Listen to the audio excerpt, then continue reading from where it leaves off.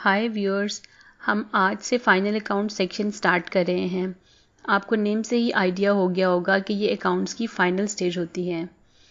एक businessman whole year sale purchase करता है, एक्सपेंसेस बियर करता है और ईयर एंड पे कुछ रिपोर्ट्स बनाता है, जिनको हम फाइनल अकाउंट्स या फाइनेंशियल स्टेटमेंट्स कहते हैं। इन स्टेटमेंट से हम बिज़नेस की परफॉर्मेंस चेक करते हैं। मींस हम देखते हैं कि बिज़नेस ने प्रॉफिट अर्न किया है या लॉस हुआ है।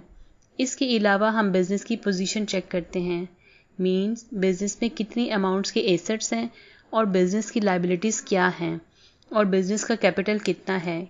इन सब को मेजर करने के लिए हम फाइनल अकाउंट्स या फाइनेंशियल स्टेटमेंट्स बनाते हैं। अब अगर फाइनेंशियल स्टेटमेंट्स की बात की जाए तो बिज़नेस की 4 फाइनेंशियल स्टेटमेंट्स होती हैं। Trading profit and loss account, इसको इनकम स्टेटमेंट भी कहते हैं और इंटरनेशनल लेवल पे इसको स्टेटमेंट ऑफ कॉम्प्रिहेंसिव इनकम कहते हैं। इससे बिज़नेस की परफॉर्मेंस चेक की जाती है। यहाँ से हमें पता चलता है कि बिज़नेस ने प्रॉफिट अर्न किया है या बिज़नेस को लॉस हुआ है। बैलेंस शीट, इसको इंटरनेशनल लेवल पे स्टेटमेंट ऑफ फाइनेंशियल पोजीशन भी कहते हैं। यहाँ से हमें बिज़नेस की फाइनेंशियल पोजीशन का पता चलता है, बिज़नेस में कितने एसेट्स हैं, बिज़नेस की क्या लायबिलिटीज़ हैं और बिज़नेस की कैपिटल कितना है, सब यहाँ पर रिकॉर्ड होता है। कैश फ्लो स्टेटमेंट, मैं इस पे ऑलरेडी 2 वीडियोस बना चुकी हूँ जिसमें मैंने कैश फ्लो स्टेटमेंट्स को डिटेल में डिस्कस किया है। एक्चुअली इस स्टेटमेंट में हम देखते हैं कि बिज़नेस के कैश का फ्लो क्या है, कौन सी एक्टिविटी से कैश बिज़नेस में आया है और कौन सी एक्टिविटीज से कैश बिज़नेस से गया है।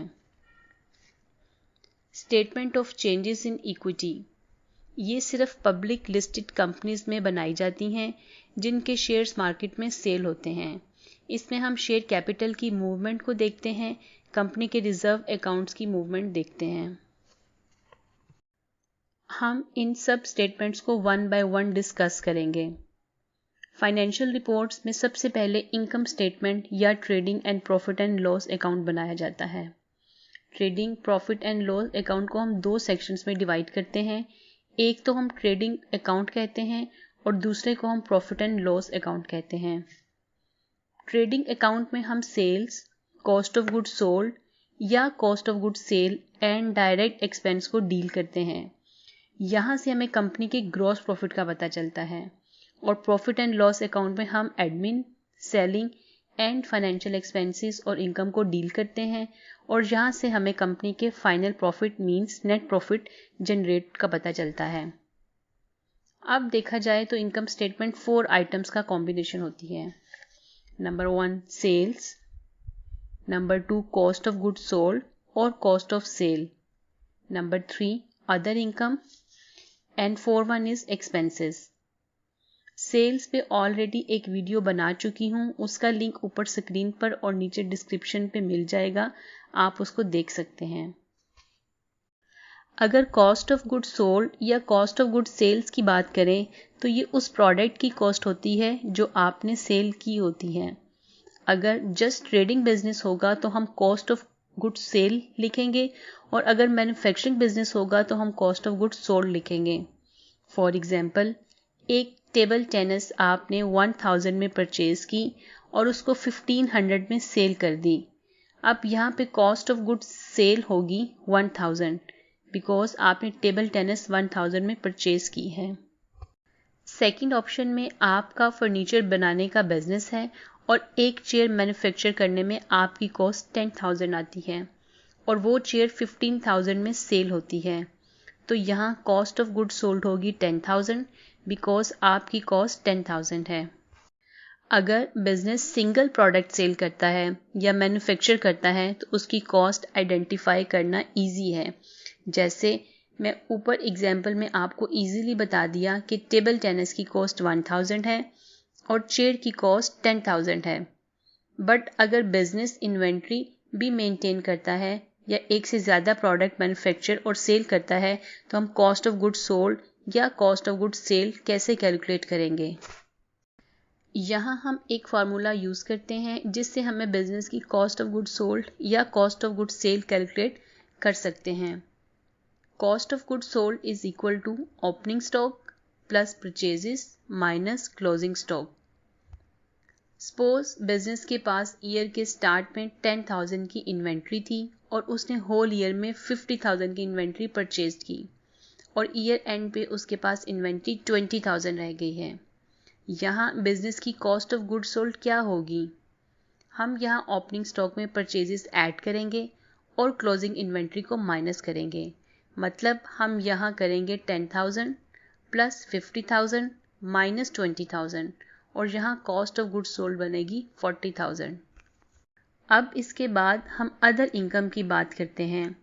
ऐसी इनकम जो बिजनेस अदर सोर्सेज से जनरेट करता है, जैसे बैंक से इंटरेस्ट रिसीव करता है या कोई फिक्स्ड एसेट सेल करके इनकम जनरेट करता है, इन सबको अदर इनकम कहते हैं।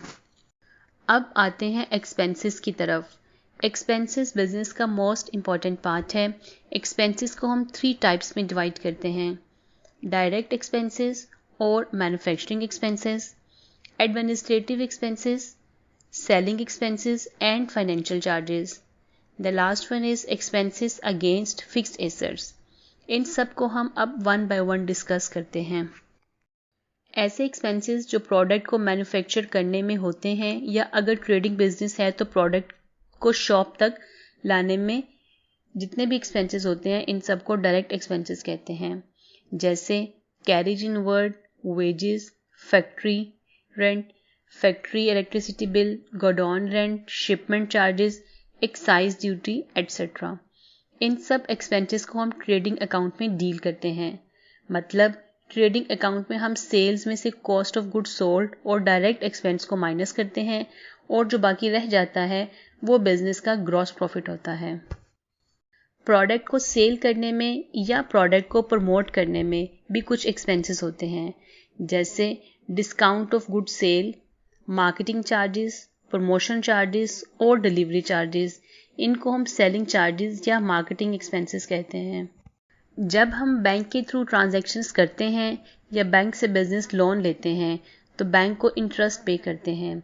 ऐसे एक्सपेंसेस जो हम बैंक को पे करते हैं इनको बैंक चार्जेस कहते हैं। बिजनेस के ऑफिस के भी कुछ चार्जेस होते हैं, like admin salary, office electricity, stationery. इनको हम एडमिनिस्ट्रेटिव एक्सपेंसेस कहते हैं।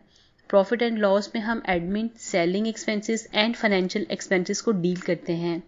हमें यहाँ तक क्लियर हो गया है कि डायरेक्ट एक्सपेंसेस मीन प्रोडक्ट को मैन्युफैक्चर करने में या प्रोडक्ट को शॉप तक लाने में जितने भी चार्जेस होते हैं वो ट्रेडिंग अकाउंट में आते हैं, और प्रोडक्ट को सेल करने में या ऑफिस को रन करने में जितने भी एक्सपेंसेस होते हैं वो सब प्रॉफिट एंड लॉस अकाउंट में आते हैं।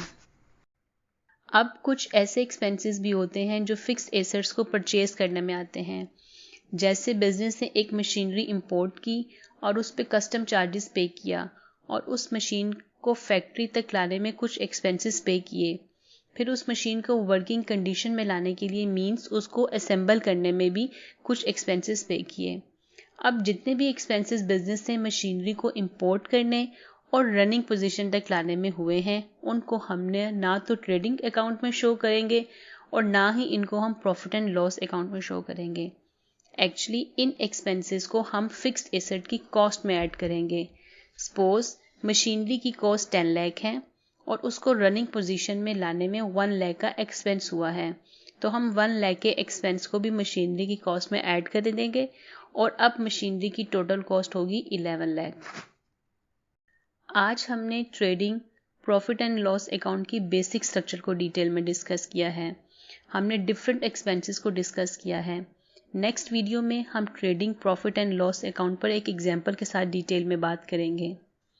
मैं उम्मीद करती हूँ कि आपको समझ आ गई होगी।